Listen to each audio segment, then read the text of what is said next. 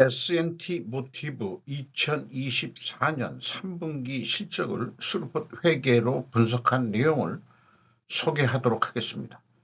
매출은 20.1% 감소했고 영업이익은 23.7% 감소했습니다. 가공비 배부 재고자산 회전율은 5.2회전으로 저조하게 나타났고 PBR은 0.55 상태입니다. 구독, 좋아요 부탁드리겠습니다.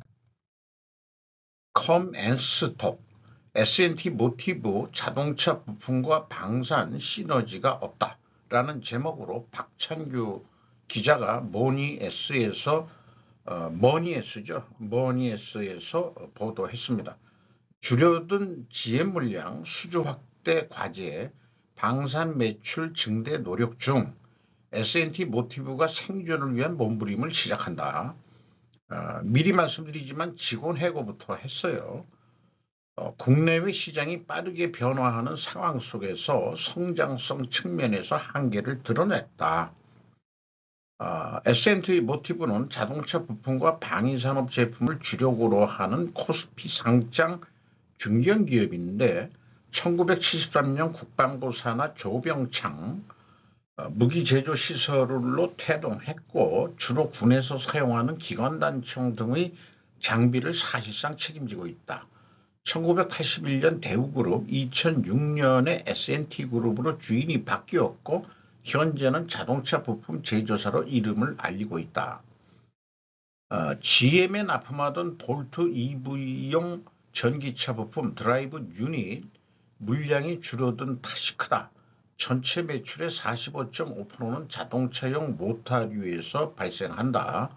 자동차 부품 의존도는 GM이 32.8%, 현대차그룹이 30%다. 이렇게 소개를 하고 있는데요. S&T 모티브에서 생산한 그 기관단총으로 사격 훈련하는 이게 아마 직원인 것 같습니다. 여기 S&T라고 써 있는 걸 보니까. 어쨌든 지금 현재 상황이 좀 안 좋아졌다는 얘기네요. 그래서 그 방산 부분은 보안 이슈와 품질 이슈를 겪었다는 것을 소개를 하고 있는데 올해 초 퇴사한 직원이 회사 정보를 활용해 총기 부품을 불법으로 수출한 일이 있었다. 회사한 직원이 저지른 범죄지만 영업망 관리에 만전을 기하지 못했다는 지적은 피하기가 어렵다. 그리고 또 한국군에 납품한 일부 총기가 탄약 폭발 사고가 있었는데 원인을 찾아 개선품을 납품했다. 이런 얘기가 또 있네요.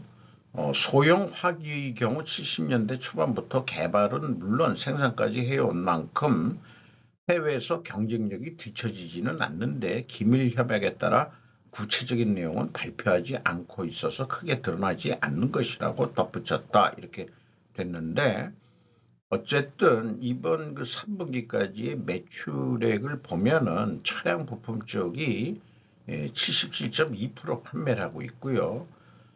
여기 SCMC라는 게 반도체 장비 부품인데 9%, 그러면은 나머지 방산 쪽, 이런 쪽이 13.8%인데 이 방산 쪽 매출을 좀 올려야 된다는 과제가 지금 나와 있는 것 같네요. 그런데 이미 소개도 했습니다만은 더불어민주당의 방위산업법 개정, 무기수출 건건히 국회 승인을 추진하는 그 개정 추진을 하고 있는데 아주 저는 그 비판적인 입장에서 대한민국 소멸을 목표로 한 친중 친북 세력들로 볼 수밖에 없다. 더불어민주당 애들이 그런 것까지 좀 여기에 덧붙이고 싶네요.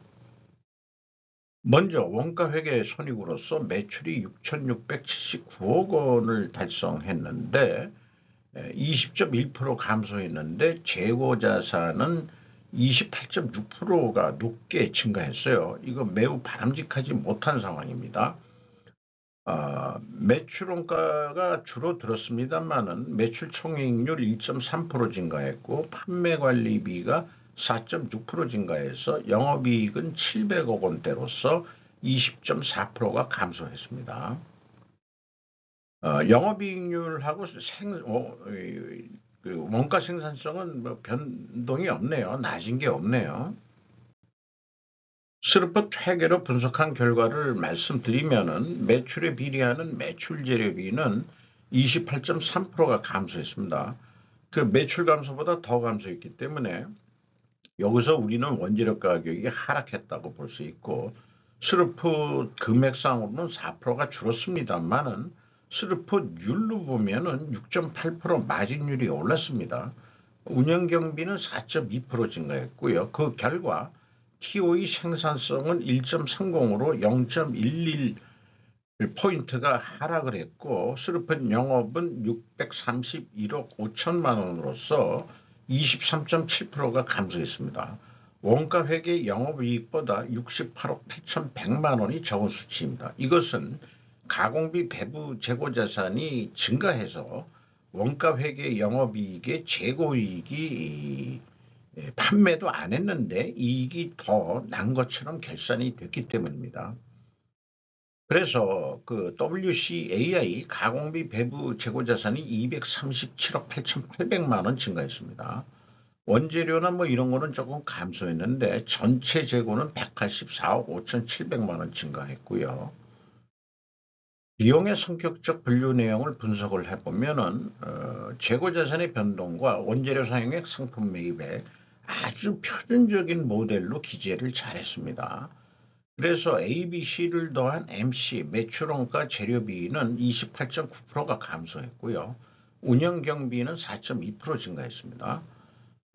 그래서 그 운영경비에서 판매관리비를 빼면 그것이 공장 가공비가 되겠는데 총 제조비용의 29%가 가공비율이 되겠습니다.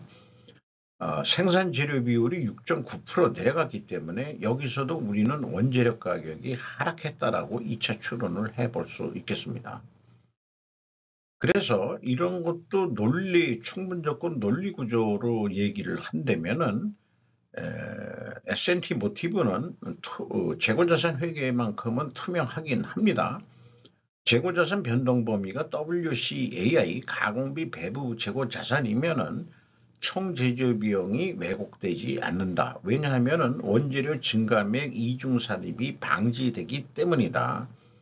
S&T 모티브는 전체 재고 자산을 기준으로 안 가져가고 있으니까 아주 합리적인 그 기준을 가져가고 있는 거죠.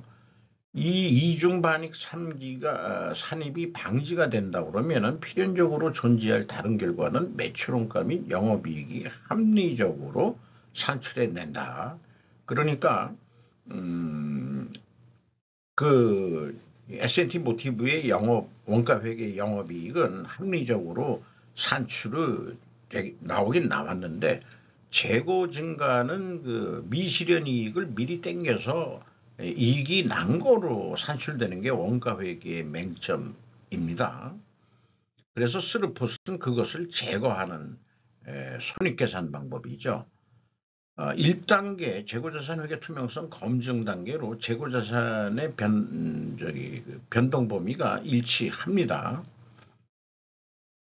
또 PQ 총 제조 비용도 일치를 하고요. PQ 생산 재료비도 일치를 합니다. 또 현금 흐름표 기준 전체 재고자산도 일치를 합니다. 요거를 그 현금식으로 읽으면은 현금이 211억 원이 나갔는데 장부상으로는 184억 원뿐이 증가를 안 했어요. 그러면 26억 원의 현금이 어디로 갔느냐 물어보면은 그것이 평가손실 금액입니다. 이렇게 답변이 되는 거죠. 26억을 평가손실 작업을 했어요. 작은 평가손실 금액이 아니네요. 그 평가손실을 한다면은 장부 금액이 줄어들면은 매출원가가 증가해서 상대적으로 영업이익이 줄어들죠. 줄어드는데 재고가 늘어났으니까 영업이익이 또 너무 부풀려지니까 평가손실을 많이 잡은 것 같은. 작은 원가 회계는 이래저래 평가 뭐 이런 거 가지고 재고자산을 평가함으로 인해 가지고 근본적으로는 가공비가 배부되는 그 구조 때문에 그거 문제가 되겠습니다. 비용의 성격적 분류에서 뽑아낸 그 운영 경비, 인건비가 367억 9천만 원이 집행이 됐는데 7.8% 감소했어요. 직원 수는 677명에서 91명을 감원을 시켰습니다. 해고급여가 49억 9,700만 원 해고급여가 별도로 표시되어 있습니다. 그래서 나머지 사람들은 고임금제만 많이 남았는지 8,370만 원, 중견기업 정도의 그 평균 임금 정도 될 것 같습니다. 6.6% 인상되는 것으로 산출됩니다. 외주 가공비가 3.9% 금액 증가했고 지급수수료는 10.5%나 크게 증가했습니다. 경영평가지표로서 재고 회전율은 떨어졌고 수르픈율은 올라갔습니다. 역방향이면은 불식회계 개연성 가정을 세웁니다. 이자 부채가 없어요. 무차익 경영을 하고 있고요. 투하자본 이익률 ROE라고도 얘기해도 그만인데 6.7%로 2.1% 내려갔습니다. 그래서 이 회전율이 하락하고 수르픈율은 상승했기 때문에 분식회계 개연성 가정을 세우는데 이거를 반증하려고 그러면은 원재료가 상승해야 되고 판매 가격도 인상이 돼야 됩니다. 그리고 그 수량에 의한 재고 회전율도 동시에 제시해 줘야 됩니다. 외부에서는 알 방법은 없죠. 그래서 원재료 가격이 상승했느냐? 그럼 2.6% 상승을 한 거로 되어 있어요. 그리고 판매 가격은 올라갔느냐? 그러면은 1.24%가 내려갔습니다. 가중평균을 하면은. 그래서 이게 좀 안 맞아 떨어지는데 여기에 그 문제는 방산 거에 대한 데이터는 없다는 얘기죠. 그래서 이런 이 원인 추론을 하는 데 있어서 한계가 있습니다. 방산 거를 우리가 모르니까 방산은 비밀 유지가 돼야 되겠죠. 어쨌든 원재료 상승률은 2.6%에서 뭐 가공비율 포함해서 보면 한 3.8% 인상을 해야 되는데 거꾸로 1.2% 가격이 내려갔다. 이런 얘기가 되겠네요. 어쨌든 재고자산 회계 투명은 앞 단계에서 봤을 때는 인정이 좀 됩니다. 다만 그 방산품 데이터만 있다면 입증이 더 용이했을 텐데 뭐 이 내부적으로 비밀 준서 각서를 쓰고서 들여다보는 수밖에 없겠죠. 뭐 그렇게 해줄 리도 없겠지만 일반 사람한테. 사업 계획을 하는 데 있어서 그 전년도보다 진도율이 59.9%인데 지금 연말 4분기에 그 판매 계획은 조금 더 그 도전적인 목표를 좀 세워 보는 것으로 계획을 해봤습니다. 매출 예측의 결정론적 사고방식과 확률론적 사고방식으로 좀 생각해 놓은 거 좀 정리한 거 좀 다시 소개해 드리고요. 그래서 원래 그 25%만 1 더하기 25%만 하면 되는데 3분기까지 실적에서 35%를 해봤습니다. 무기 수출이 좀 더 많이 된다고 보고 그러면은 한 8,700억 정도 할 것 같다. 그런데 재료비를 더 올린다는 것은 32% 하는 건 더 판매한다는 뜻이 되고요. 그리고 판매 가격이 좀 내려갔는데 좀 자동차 부품 쪽에서 가격을 좀 이거 좀 안 맞습니다. 좀 뭐 원재료 가격도 올랐는데 좀 뭐 가격을 좀 인상시켜 주셔. 뭐 GM이나 뭐 현대차 그룹에 뭐 어쨌든 수르픈율이 40.6%였는데 42%로 가격을 마진율이 좋아지니까 가격 인상을 헌거로 했을 때 이게 그 납품 단가로 가정한다면은 한 90만 원 정도로 매출액을 해달라. 이렇게 이제 그 견적 제시를 해가지고 90만 원에 판다면은 요거를 이제 원 단위로 그 비율을 하자면은 뭐 단위당 95,457원 남을 것 같다. 자, 재고 회전율이 7회전 할 것 같아요. 연간 7회전이면은 제조 메이커로서는 이거 좀 너무 낮은 겁니다. 9회전 해보자. 29.3%. 생산 그만하고 있는 재고 좀 많이 팔아보자. 그럼 매출이 1조 1,680억 원으로 올라갈 것 같습니다. 그 경우 영업이익은 1,836원으로 2배 이상 크게 재고 회전율 29% 올려서 영업이익은 이 954억보다 1,800억이 3억이니까 더블로 올라가죠. 이만큼 재고 회전율이 중요하다고 할 수 있겠습니다. 그리고 재고가 증가할 때는 원가회계 영업이익보다 이익이 감소하게 되어 있는데 스루풋은 또 판매가는 원가회계보다 낮게 나오는데 이번 경우는 좀 도전적인 목표를 잡아가지고 조금 더 높게 판매 가격이 되도록 의도적으로 계획을 해봤습니다. 주가는 43,500원으로 거의 전년하고 동일한 수준인데 액면상 100원이 내려갔어요. 이 PBR이 0.5로서 1이 되기 위해서 많이 노력을 해야 될 것 같네요.